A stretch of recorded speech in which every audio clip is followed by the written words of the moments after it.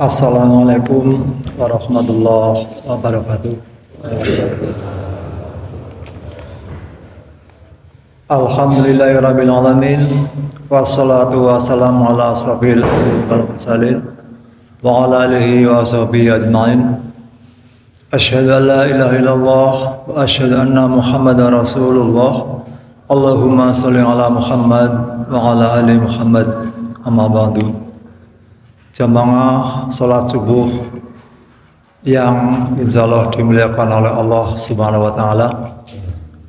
Marilah yang utama dan yang pertama kita selalu bersyukur kepada Allah Subhanahu wa taala dengan kita bertahmid dengan mengucapkan alhamdulillahirabbil alamin.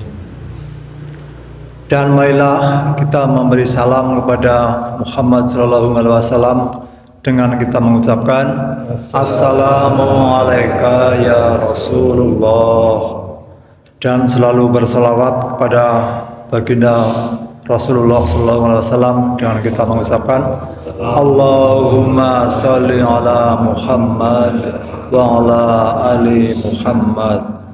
Dan kita selalu mohon ampun kepada Allah atas segala kesalahan kita dengan kita mengucapkan astaghfirullahaladzim wa atubu ilaih. Dan yang seterusnya, marilah kita awali kultum pada pagi ini dengan kita beriftitah. A'udzu billahi minasyaitonir rajim. Bismillahirrahmanirrahim. Alhamdulillahi rabbil alamin. Ar-Rahmanir-Rahim. Maliki yaumiddin. Iyyaka na'budu wa iyyaka nasta'in. Ihdinas siratal mustaqim. Siratal ladzina an'amta 'alaihim ghairil maghdubi 'alaihim waladdallin. Marilah kita semua pada pagi ini belajar bersama. Yang pada pagi kemarin telah disampaikan oleh Pak Kino, yaitu tentang takbiratul ihram. Ketika pikiran dan perasaan sudah bulat, fokusnya hanya kepada Allah, kemudian barulah bertakbir. Saat takbir, tubuh berdiri tegak, pandang lurus ke depan, tangan di atas sejurus pundak, ibu jari berada di bawah telinga. Praktekkan sampai dengan mata tidak memandang apapun, termasuk diri Anda, tidak terlihat. Kamu kemudian mantapkan dengan mengucapkan Allahu Akbar. Dengan kita memandang lurus ke depan, tegak ya, lurus ke depan, kemudian mengangkat kedua tangan, seakan-akan atau kita tidak melihat badan kita. Itu adalah kalau kita melihatnya dengan mata jasmani, pasti tidak akan bisa. Tapi kita harus selalu memandang perbuatan itu dengan mata rohani. Kalau mata jasmani, kita semua itu sudah tahu dan sudah hafal, bisa hafal banget. Kita memandang dengan mata jasmani. Mata jasmani siapa? Mata jasmani yaitu dengan syariat. Kemudian mata rohani itu adalah mata dengan hakikat. Kalau dengan syariat kita semua sudah bisa mengangkat tangan lurus di bawah telinga, memandang ke depan. Tapi kalau dengan syariat pasti kita tetap melihat diri kita. Karena apa? Yang memandang juga kita. Tapi kalau kita memandangnya itu adalah dengan mata rohani, yang kita pandang adalah kita itu cara memandang memberikan kesadaran, sadar ya. Kita mengangkat tangan itu seperti biasa, yaitu dengan mata syariat, tapi kita juga harus mulai berlatih dengan menggunakan mata rohani, yaitu yang terlihat hanyalah Allah. Itu yang terkandung dalam Al-Quran, innahu bikulli syai'in muhit, ya, bahwa Allah itu meliputi segala sesuatu. Jadi kita melihatnya dengan mata rohani. Itu bagaimana prakteknya? Kita memandang ke depan, yang kita pandang itu adalah sebelum mata kita itu memandangnya ke arah yang dipandang, dan jarak di antara yang dipandang dan antara mata itulah dipraktekkan, yang dilihat itu tengah-tengahnya agar bisa melihat syatul bukti atau melihat Allah. Berarti yang kita pandang kan nggak ada apa-apa di tengah-tengah. Memang Allah itu memang bukan apa-apa. Maka dari itu kita melihatnya dengan mata rohani agar kita tahu. Karena apa? Kita bisa tahu karena kita belajar rohani. Maka dari itu kita harus mulai belajar tentang mata rohani, yaitu agar kita selalu yang dipandang itu adalah Allah Subhanahu wa Ta'ala. Pokoknya apapun yang kita pandang, usahakan sebelum kita memandang, umpamanya kita memandang Mas Ade. Jadi sebelum kita memandang Mas Ade, kita sudah memandang di antara, ya. Itulah yang harus kita selalu ingat. Di antara itu siapa? Apa? Jadi kita bisa tahu. Yaitu di antara sebelum mata kita itu sampai ke Mas Ade, di tengah-tengahnya itulah yang harus selalu kita pandang dan kita ingat. Dan kemudian kita masukkan kesadaran bahwa yang dipandang itu adalah bukan Ade, ya, di antara, ya, supaya kita itu semakin selalu yang diingat itu hanyalah Allah. Tapi kita tidak boleh melihat Ade. Ya bisa secara syariatnya kita memang memandang Ade, tapi secara kesadaran, kalau dengan ilmu rohani itu yang penting itu adalah kesadaran, ya. Kemudian yang kita kerjakan itu adalah syariat. Kemudian yang kita sadari, kita masuk kesadaran itu adalah rohani. Kalau sudah begitu, kita seimbang antara rohani dan jasmani, antara mata syariat dan hakikat. Kemudian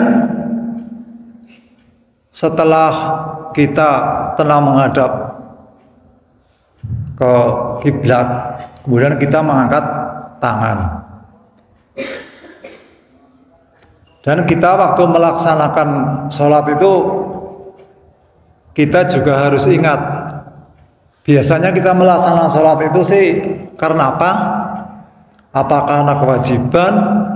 Apa karena kemauan kita? Apa karena kita tidak enak? Kemudian kita sekarang mulai masukkan kesadaran bahwa setiap kita melaksanakan sesuatu itu sadarilah bahwa itu adalah kita melaksanakan karena diperintah. Yang merintah siapa? Quran, hadis. Memang yang merintah itu adanya di Al-Quran, tapi yang bikin Quran siapa? Allah. Maka dari itu sama saja kita melaksanakan sholat itu juga karena perintah Allah. Kita sadari saja bahwa kita melaksanakan sholat itu adalah melaksanakan perintah. Kita jangan berniat lanyap sholat supaya amale akeh, supaya dan lain-lain. Pokoknya kita melaksanakan sholat niatnya karena lillahi ta'ala, sudah cukup di situ. Wis ora mikirna yang sembahyang jamaah supaya oleh 17 derajat. Monggo lagi sembahyang nang bulan puasa tok. Masalah apa? Jamaah nang bulan puasa sepisan, jadi pada baik karo 2 kali melaksanakan jamaah. Anggerane nilainya 17 berarti sekali sholat mendapat 54 kali 5 kali waktu sholat, kemudian dikalikan 1 bulan, sakit banget, berarti 6 bulan Syawal orang nanti sholat, sakit pahalanya ya. Tapi kita tidak seperti itu. Kita melaksanakan sholat itu karena diperintah. Apakah sholat tok? Tidak. Semua perbuatan yang kita laksanakan itu adalah atas perintahnya. Kalau tidak percaya, umpamanya kalau kita mau ke belakang membuang air besar,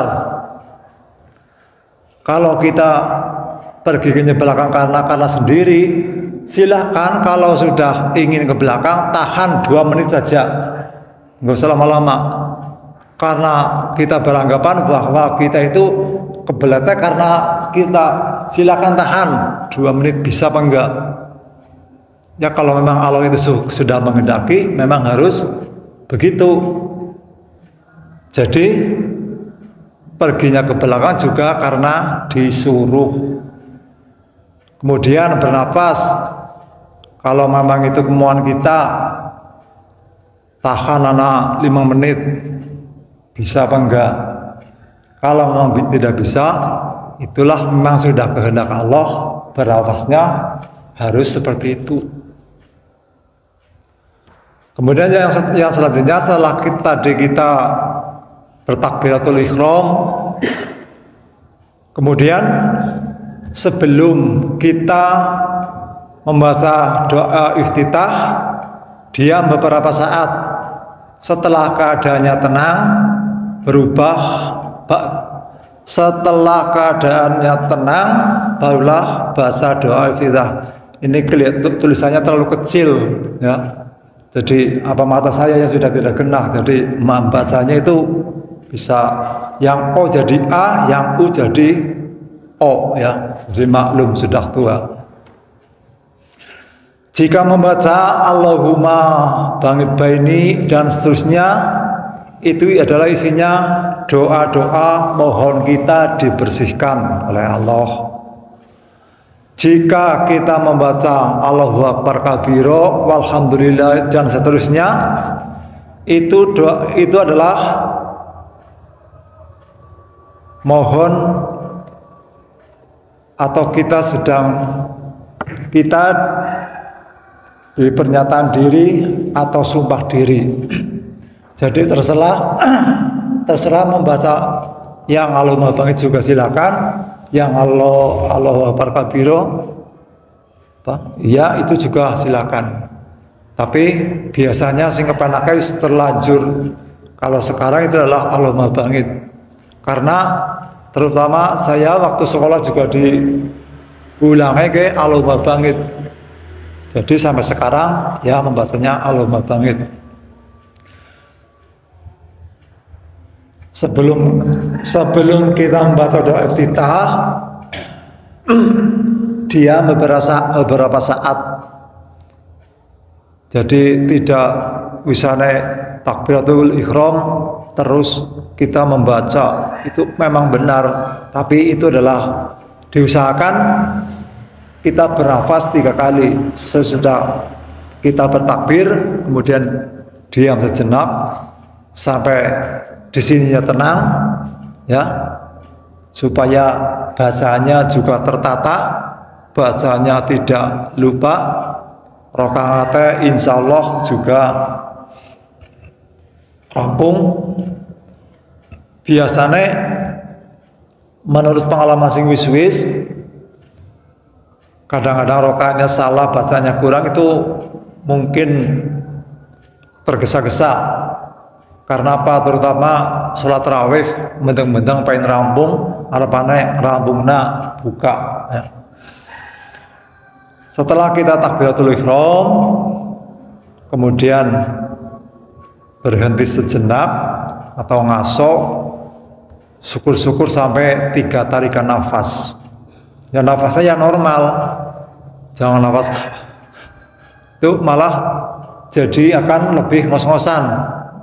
Ya normal saja, Allahu Akbar, terus tarik 3 nafasan, kan kita menjadi tenang. Kemudian setelah itu baru kita mengucapkan, itu adalah doa iftitah. Mengucapkan juga dalam hati, ya. Kemudian setelah kita mengucapkan iftitah, kemudian dilanjutkan dengan mengucapkan Fatihah, disertai dengan membaca basmalah yang jahar ataupun yang sir. Kadang-kadang ada yang mengucapkan bahwa anggar nang masjid ngana malah ada sembahyangnya orang anggo bismillah, padahal kan pada bakal ayatnya orang diwaca. Itu bukannya tidak dibaca, tapi itu adalah membacanya adalah sir, ya. Bukannya tidak membaca, tapi memang membaca, tapi bacanya adalah sir. Maka dari itu, kalau saya sendiri sekarang mulai kemarin pertama tarawih, saya ngimami di sebelah timur itu pakai bismillah, bukan namburi sing wis-wis jere keajaran Muhammadiyah ya bismillah ya ora diwaca. Jadi saya membaca bismillah. Ya alhamdulillah tidak ada komen sikile bismillah berarti usaha ajaran maning, itu tidak. Alhamdulillah sudah sampai 4 sore ya tidak ada komen sembayangan yang langgar petan beda karo langgar-langgar liyane. Alhamdulillah tidak. Padahal sebelumnya juga membaca bismillah, tapi membacanya itu adalah dalam hati atau sir. Tapi mulai sekarang saya jaharkan dengan kita membaca bismillahirrahmanirrahim dengan bersuara. Tapi itu cuman Al-Fatihah tok, surat itu seperti biasa.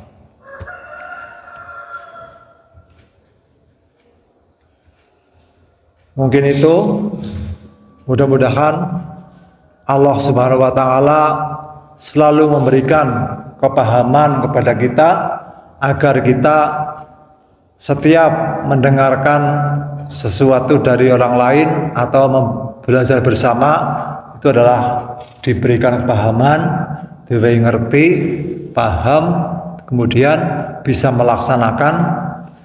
Yang penting sadarilah bahwa yang kita laksanakan itu adalah merupakan suatu perintah dari Allah Subhanahu wa Ta'ala, dan kita boleh menyadari atau menanamkan kesadaran bahwa kita melaksanakan sesuatu itu adalah merupakan perintah, yang merintah itu adalah Allah Subhanahu wa Ta'ala, dan kita selalu memandang kepada Allah yaitu dengan cara supaya tidak kelalen. Yang kita pandang di antara mata kita dan yang dipandang. Jadi nanti lama-lama bisa kan mengerti bahwa yang dipandang siapa? Yang dipandang itu adalah maha ruang atau kosong. Kosong siapa? Kosong itulah tubuh Tuhan. Maka dari itu marilah kita selalu menanamkan kesadaran atau berlatih melihat dengan mata jasmani.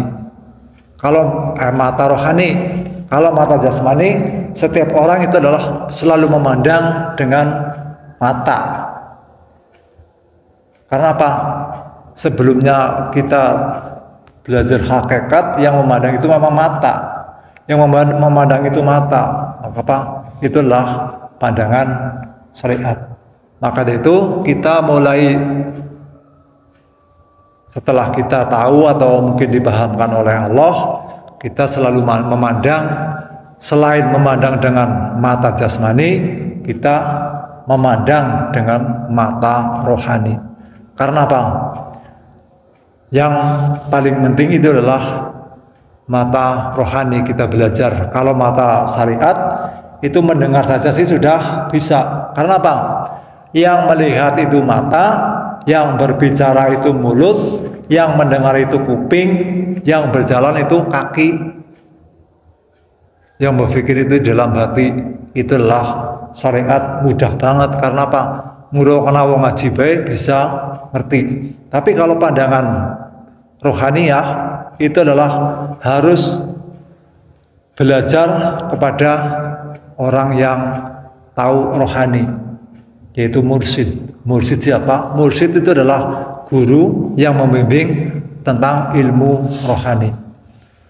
Mungkin itu saja, sedikit dan kekurangan itu adalah milik Allah. Mudah-mudahan kita diampuni oleh Allah Subhanahu wa taala. Dan marilah pertemuan pada pagi hari ini kita tutup dengan doa kifaratul masjid. Subhanaka Allahumma wa bihamdika asyhadu an la ilaha illa anta astaghfiruka wa atubu ilaik.